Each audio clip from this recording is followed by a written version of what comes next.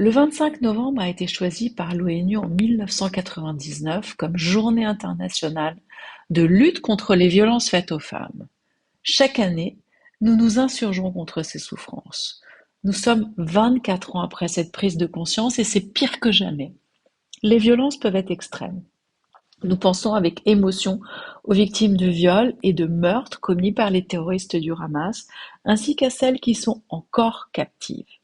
À un autre niveau, on constate des violences domestiques, discrètes, qui se produisent en toute impunité au sein d'une société occidentale développée comme la France.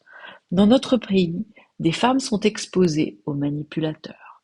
Elles sont nombreuses à en souffrir sans toujours savoir qualifier le comportement des oppresseurs.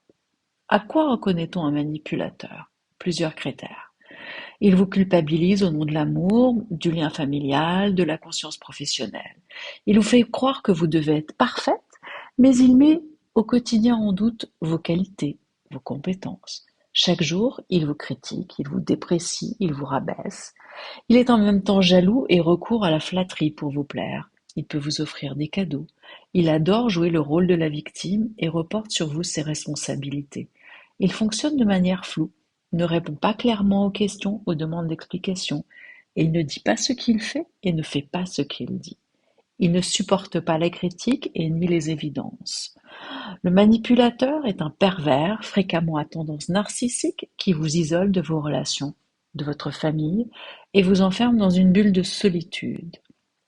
Il éprouve du plaisir à observer votre humiliation, il se sent valorisé, exister. Quel signe doit vous alerter et vous conduire à passer à l'action?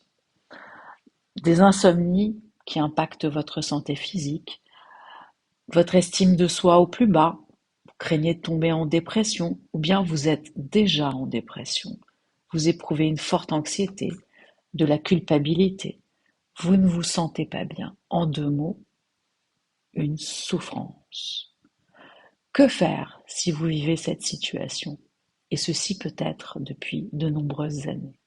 C'est évidemment difficile de prendre le contre-pied si vous avez des enfants en commun, si vous n'avez pas de ressources financières personnelles.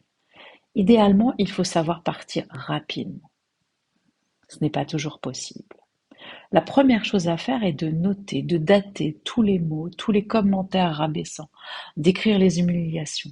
La seconde chose est de briser l'omerta, d'oser parler, d'échanger, d'avoir le courage de révéler, d'affronter ce qui peut être ressenti, à tort comme de la honte. Il faut accepter que sa relation à l'autre soit remise en question et surtout réaliser et comprendre que vous n'êtes pas la responsable, que vous n'avez rien à vous pardonner, rien à vous reprocher. Ce combat, vous pouvez le mener seul, mais aidé par des amis ou de la famille, cela sera nettement moins lourd. Si la souffrance est trop forte, si le découragement vous gagne, faites appel à un thérapeute qui vous accompagnera dans ce processus de libération. S'en sortir pourra prendre du temps.